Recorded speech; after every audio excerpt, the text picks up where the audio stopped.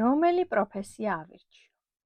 ამ კითხვაზე პასუხი არის მრავალმხრივი და მრავალფეროვანი, მაგრამ მე მინდა შემოგთავაზოთ ერთი მარტივი ტესტი, რომელსაც კომენტარებში დავურთავ. ეს ტესტი არის უფასო.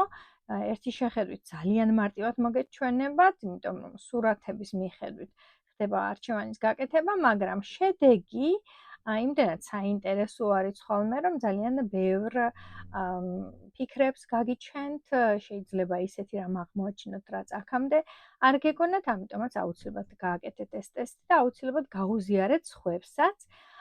არ აქვს მნიშვნელობა ბავშვები იქნებიან თუ ზრდასრულები, მთავარია ინგლისური იცოდნენ.